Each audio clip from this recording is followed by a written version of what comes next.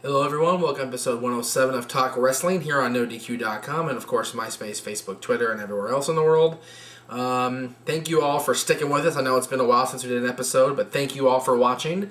If you're on MySpace, I just posted episode 106, so thank you all for watching that. This is 107. We're going to talk about WrestleMania today. It's the big event coming up in just 2 days. Ooh, as my buddy Lee would say.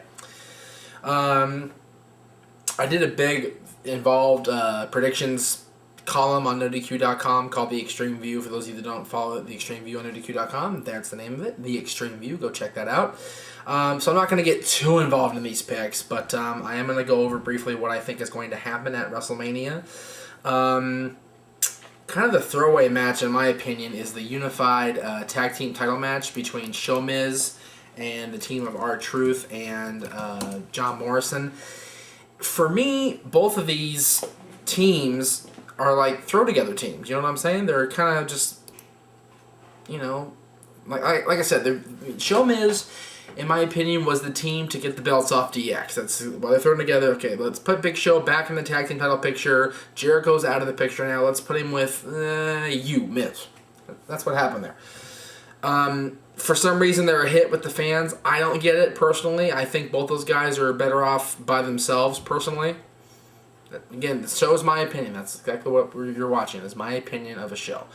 And then you've got Truth and Morrison. Both are destined for greater success in the singles ranks, I think. Morrison especially. He's going to go on and be a future world champion. Truth's already been there in TNA, two-time NWA World Heavyweight Champion. And I don't think he's going to rise past the U.S. title level in WWE or Intercontinental. He's on SmackDown Intercontinental. So I do believe that Sheamus is destined to fail as a team eventually, but I don't think it's going to happen this Sunday. So I think Sheamus will retain the tag team championships, and that's where that is.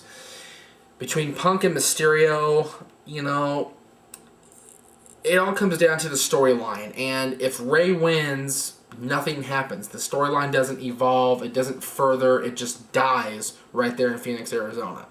If Punk wins, Ray has to join the Straight Edge Society, which evolves the storyline even further and goes, you know, it can go 300 million different places. And I think for the storyline to be furthered, Ray has to lose this match. And I think that that's what WWE is looking to do. I think WWE wants to see exactly how far we can go with a storyline between CM Punk and Rey Mysterio. It may come down to the rumored match that we heard about for so long between Hair and Mask later on down the line.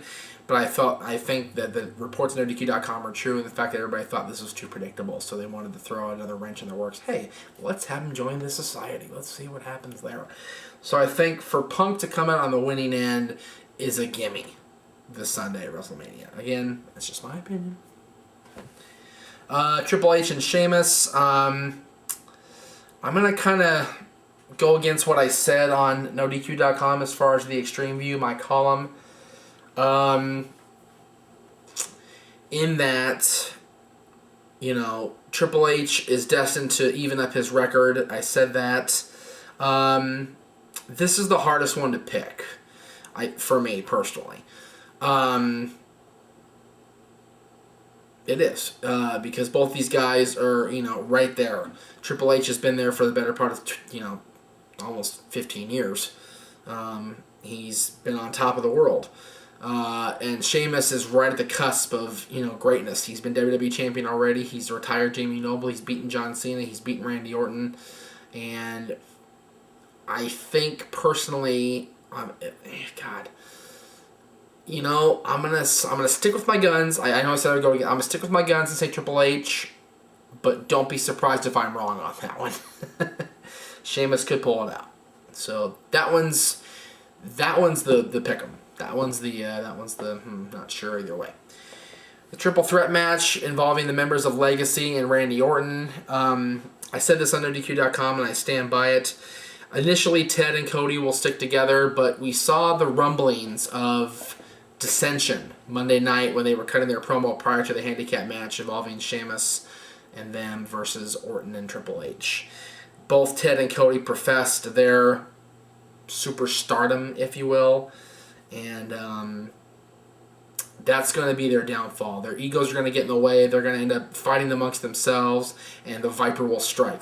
He will slither his way into a win, and Randy Orton will show them once and for all that he taught them everything they know, but not everything that he knows. That's the classic story. Money in the Bank. I'm going to read exactly what I said on ODQ.com, and if Aaron thinks it's wishy-washy, that's just too bad. This one is too much of a clusterfuck to properly analyze, and I feel I get to make 2 picks since there's so many participants this time. So I'm just going to get my predictions and go from there after WrestleMania. So I'm picking either Christian or Drew McIntyre. And the reason I'm picking Drew McIntyre, I've been heavily influenced by Aaron's prediction sheet that I saw on Facebook. Drew is, a heavy favorite. Christian is a dark horse, but he's my number 1 pick, as Christian is. Christian's my top pick, and I feel that he will cash in somewhere down the line against the winner of the World Championship match, which I feel will be Edge. We'll get to that later. So, that's just my opinion. The Streak versus the Career, winner to be determined by pinfall or submission only. The Undertaker and Shawn Michaels. This one's hard. I so want Shawn Michaels to continue and go on and do his thing, but at the very same time, I want The Undertaker to retire undefeated at WrestleMania. And my heart and my head have been battling. They battled when I wrote the column. They're battling now when I make this when I film this show.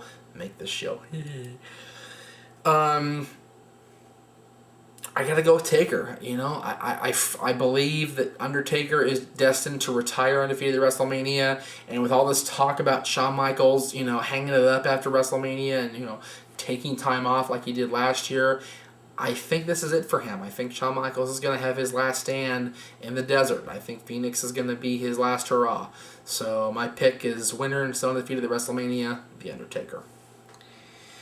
The no-holds-barred match between Bret Hart and Mr. McMahon, Vince McMahon, whatever you want to call him.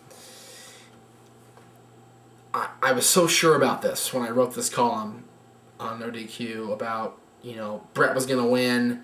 But then at the very last line I wrote was, one has to ponder McMahon's cryptic message from Monday, in which he stated that Bret was screwed one way or another. Are we going to see Bret permanently injured again? Are we going to see Bret, sacrifice everything just to get that win over Vince? Are we going to see Bret, give his all and be done once and for all at the hands of Mr. McMahon? I believe Bret's going to win. There's no doubt in my mind about that because Bret, has been waiting for this for almost 13 years. But at what cost? I talk a lot about this in my therapy group. What cost is it to you to be ultimately right in the end? Is it worth everything to be right in the end? And that's what Bret Hart has to ask himself storyline-wise going into WrestleMania. Is it worth risking everything to beat up Vince McMahon finally and once and for all? The 2 title matches, I'm very underwhelmed by one and very excited about the other. Can you guess which one is which? I've loved the build between Chris Jericho and Edge over the last, close to a year. Edge went down with the injury in June or July, whatever it was last year, prior to Night of Champions, and had to forfeit his half of the Unified Tag Team Championship, which led to Jericho and Show being the best tag team of last year. And Edge sat and waited. He sat here and he festered and he listened as Jericho continually lambasted him and ragged him and said, Edge is weak, Edge is this, whatever. And then Edge came back to the Royal Rumble and showed everybody that he was still as good as he ever was. Eliminated Jericho in the process and became the number 1 contender at WrestleMania. And Jericho went on himself to become the world champion thanks to Shawn Michaels' interference against The Undertaker. So now we have the 2 top guys on SmackDown, the 2 top heels, I would dare say, in WWE, besides Batista, going against each other. I believe Edge will win. And If it's not at WrestleMania, it'll be some point down the line. Christian is going to cash in and beat Edge, and that's going to lead to the feud between Edge and Christian that we've all been waiting for since Christian returned. Edge will be the world champion. That's my pick. And then we go to the WWE Championship match. And I say this again, I said it in the column. In the interest of fairness, I will objectively analyze this match. But I like to state for the record that I am drastically upset we have to sit through a rematch between these two superstars.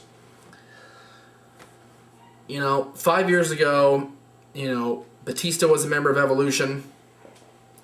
John Cena was, had just lost the U.S. Championship to Orlando Jordan. And both those guys were on the cusp of superstardom. Well, here we sit 5 years later. John Cena is the face of WWE. He starred in 2 WWE film projects. He has basically become, the WWE's go-to guy, since the retirement of Steve Austin. John Cena is, for all intents and purposes, WWE. He is WWE.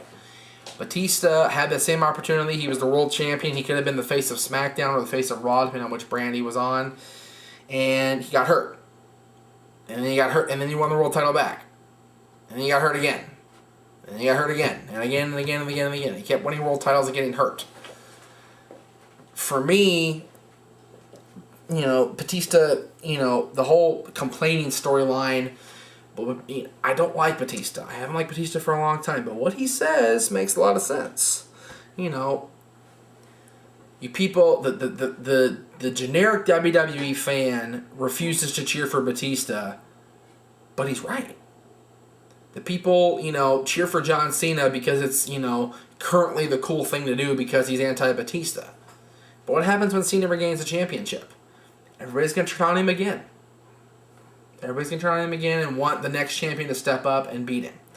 That's why people were still happy when Sheamus became champion, because it was anybody but John Cena. That's everybody's favorite champion now. ABJC. Anybody but John Cena. Having said that,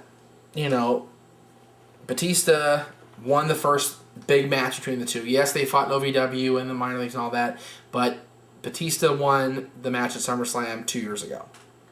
So I think it's fairly obvious to anybody that, in the rematch, Batista's been so dominant over the last month that the only thing they can do is have Cena rise up and defeat the challenge and win back the championship. So that's what's going to happen.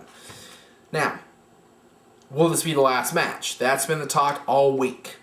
Aaron's had many posts on his website about, will Undertaker and Shawn Michaels finish the show? Will the title match finish the show? Will Bret Hart and Vince finish the show? If it was me booking this show, based on fan reaction and based on the amount of hype and the amount of time given to the matches, I would put Undertaker and Shawn Michaels on last. That's me. Do I think that'll happen? Absolutely not. Why? Because the two top stars in Vince McMahon's mind are Batista and John Cena. They're the top stars on Raw, they're the champion and the number one contender of Raw, and they will go to the end of WrestleMania. And that's what's going to happen. Don't forget to check out NoDQ.com in just 2 days. Actually, check it out all week. They're covering WrestleMania weekend right now. They're covering what's going on in Phoenix, so check it out there. And at 4 o'clock Pacific time, right? 4 o'clock Pacific time on NoDQ.com. You can start checking out the live play-by-play. For those of you that can't afford the astronomical price that WWE charges, and they charge a lot for WrestleMania, you can check out NoDQ.com for all your exclusive news and coverage. That's it for Talk Wrestling 107. We'll see you next time for 108. We'll get back to mailbag then. Take care.